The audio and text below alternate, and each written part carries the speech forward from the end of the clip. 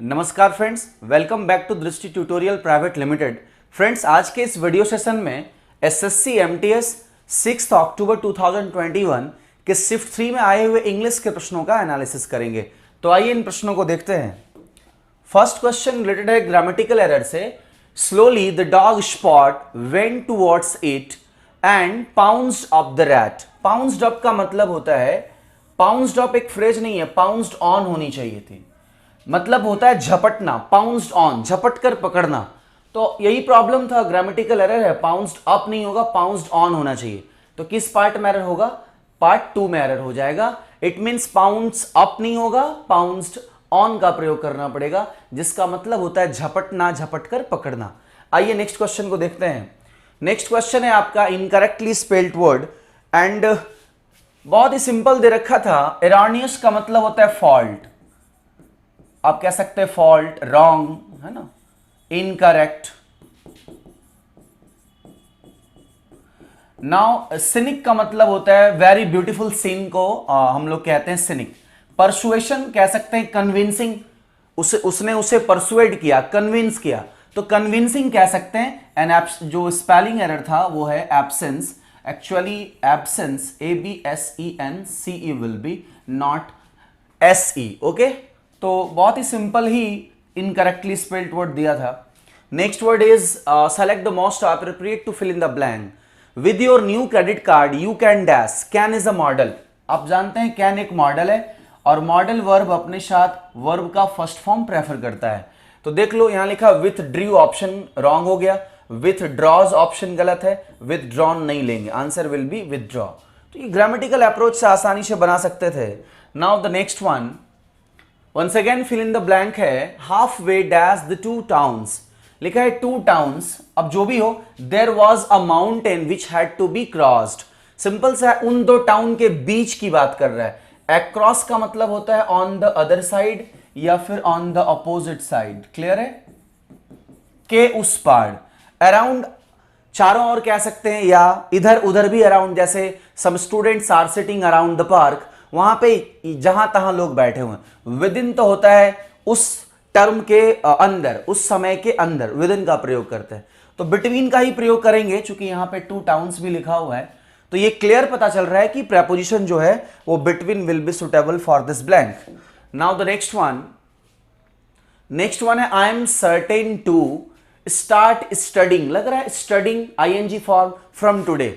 तो सिंपल सा बात है, आई एम लगा हुआ है और आई एम के साथ आप एक ऐसा टर्म लोगे, कंटिन्यूअस फॉर्म लोगे, तो गोइंग तो होगा ही, डेफिनेटली गोइंग होगा। और गोइंग किस ऑप्शन में? एक ऑप्शन 2 एंड एक ऑप्शन 4। तो ये ऑप्शन तो गया। अब हम बात करते हैं सर्टेन गोइंग होगा या सर्टेनली गोइंग होगा। तो डेफिनेटली गोइंग एक वर्ब है ना, और वर्ब का मॉडिफायर एडवर्ब होता है। So appropriate answer will be certainly going. बहुत ही सिंपल सा था। और मैं तो आपको बताया कि अगर ग्रामेटिकल अप्रोच आप लगा पाते तो इवन क्लोज टेस्ट भी बहुत ही सिंपल ही होता है। उसमें 3 क्वेश्चन ऐसे होते हैं जो ग्रामर बेस्ड होते हैं। क्लियर है?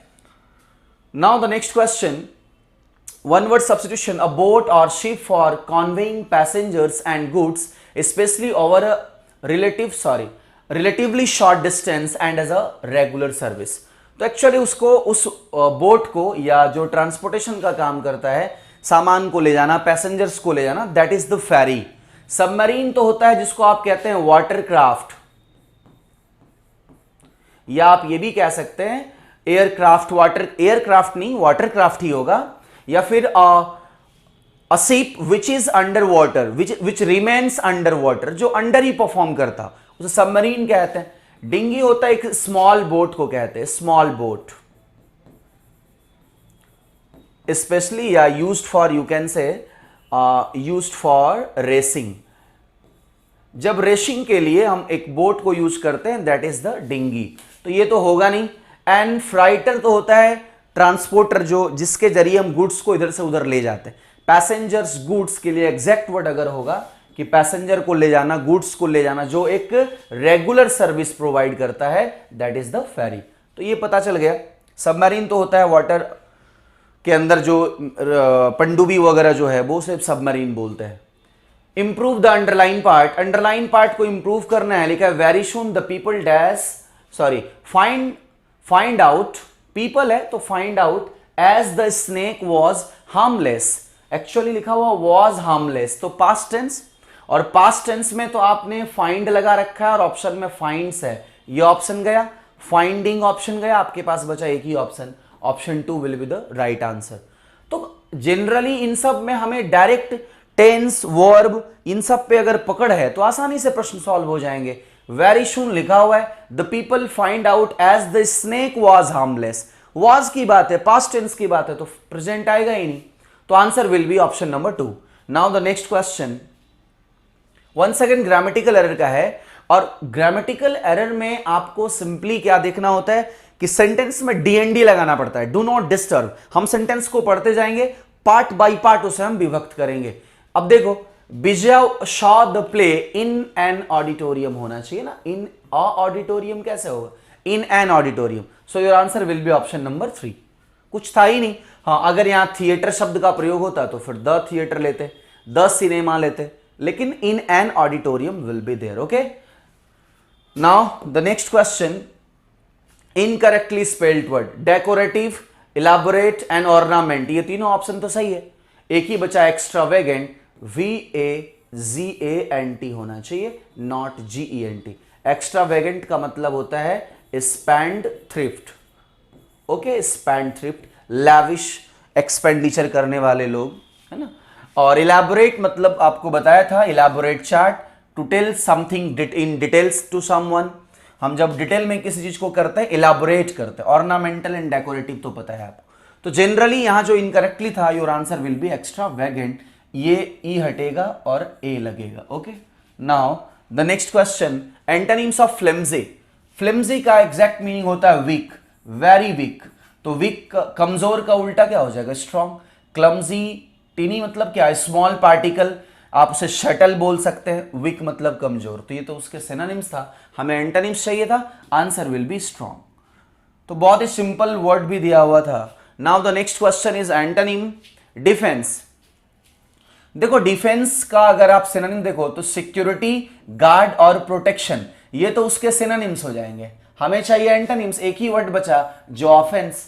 डिफेंसिव का उल्टा ऑफेंसिव, डिफेंस का उल्टा ऑफेंस, उसमें बचाव, इसमें अटैक, हो सकता है टू अटैक के सेंस में ये रखा हो।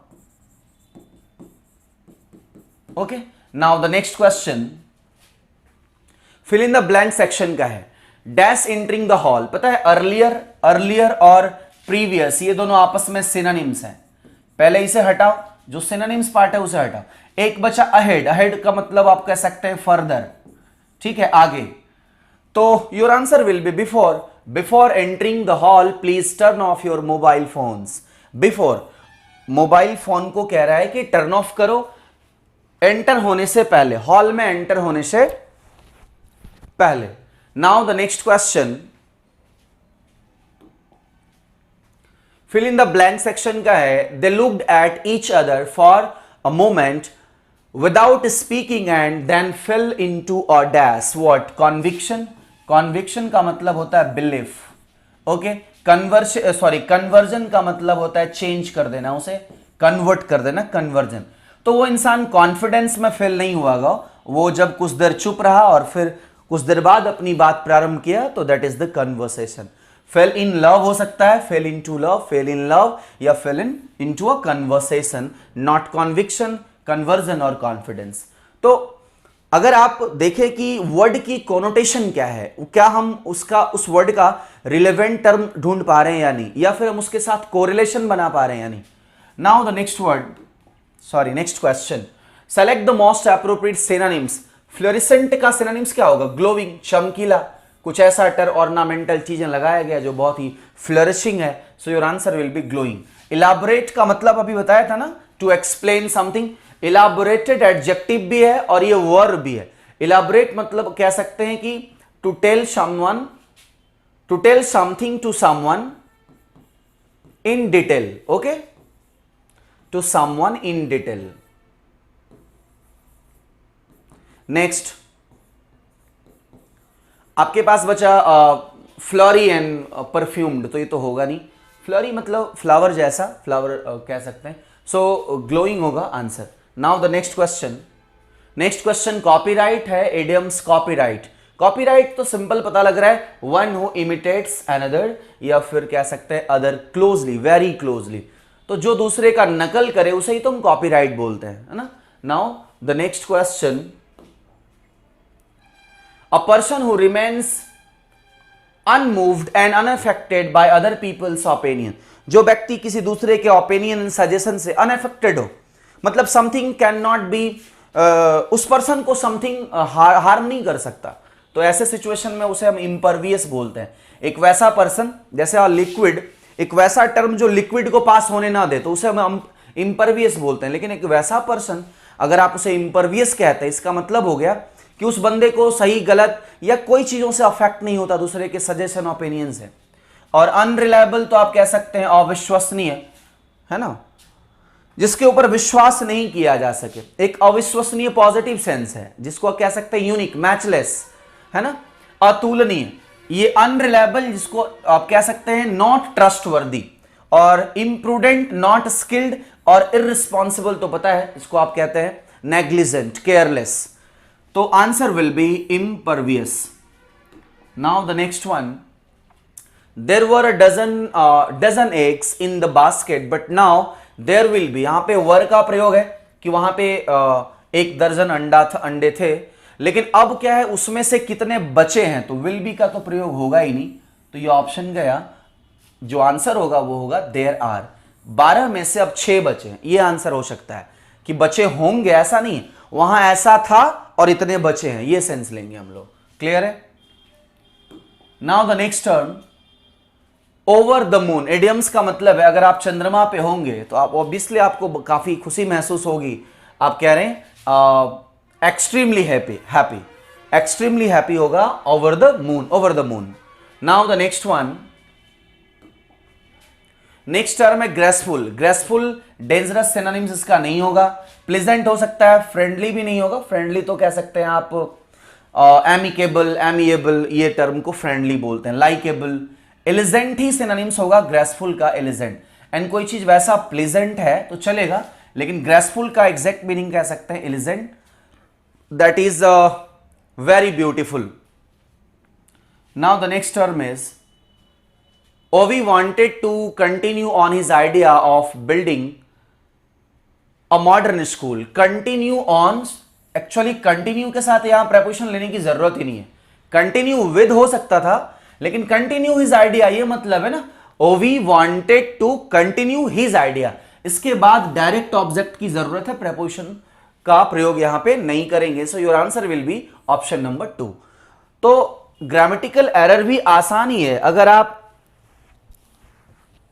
थोड़ा उस पे एक अलग नजरिया डाल पाते हैं, नजर डाल पाते हैं, तो कहीं ना कहीं ये सारा टर्म सही हो जाता है। Now the next question, comprehension section का है। Long ago in China at the time when girls dash expected to stay at home and dash household work while the boys dash to school, a girl named Zhuhu या Zhu had a desire. अब obviously girl को रोका जा रहा है, लड़के को पढ़ने भेजा जा रहा है, तो उसकी डिजायर क्या होगी, पढ़ने की ही डिजायर होगी। आगे देख लेते हैं। हर फैमिली वॉज वेल्दी, उसकी फैमिली जो थी वो बहुत ही वेल्दी थी, धनी थी, लेकिन सिंपली क्या है कि उसके पिताजी ट्रेडिशन के अगेंस्ट नहीं जाना चाहते थे। वही लिख रहा है, Zhu was dash so she too could have had her wish, वो अपनी विश को पूरा कर सकते थे, उन्हें पढ़ने की इच्छा थी, लेकिन but her father did not want to go against the tradition. वहां का ये ट्रेडिशन था चाइना में, कुछ समय पहले, एक समय की बात है कि गर्ल्स को घर पे ही स्टे करना पड़ता था, हाउस होल्ड कार्य करना पड़ता था, और बच्चे जो है, बॉयज जो है वो पढ़ने जाया करते थे। तो इससे यह पता लग गया कि इस पूरी पैसेज का जो टेंस है वो पास्ट टेंस है। ओके, और जो भी मीनिंग है, ये लग रहा है कि उसे पढ़ने की इच्छा थी, फैमिली वाले ने उन्हें सपोर्ट नहीं किया। उसके बाद गर्ल से एक एक्सपेक्टेशन रखा जाता था।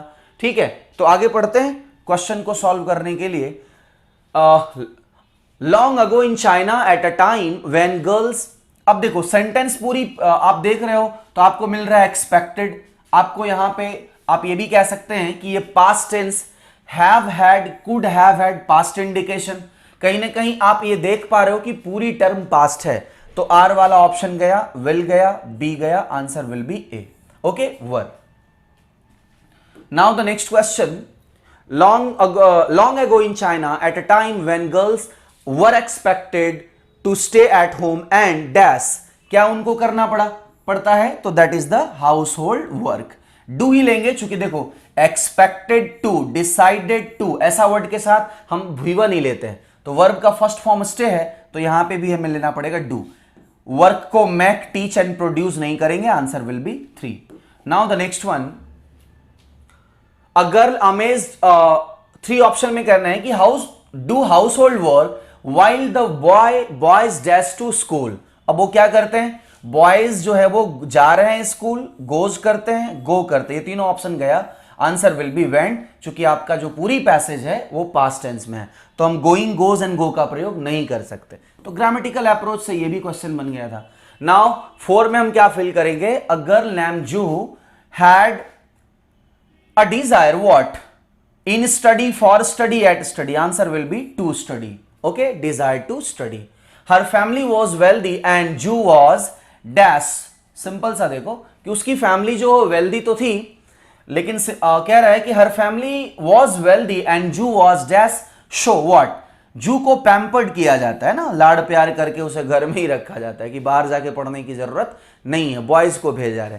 तो ऑब्वियसली उसे ट्रेंड नहीं किया गया, प्रिपेयर नहीं किया गया, ट्रीटेड नहीं किया गया, उसे पैम्पर्ड किया गया, बहला फुसला करके उसे घर पे ही रख दिया गया. बट वहां पे बॉयज को पढ़ने भेजा जा रहा है, और वो अपनी विश पूरा कर सकती थी, वो पढ़ना भी चाहती थी, लेकिन उसके पिताजी ट्रेडिशन के अगेंस्ट नहीं जाना चाहते.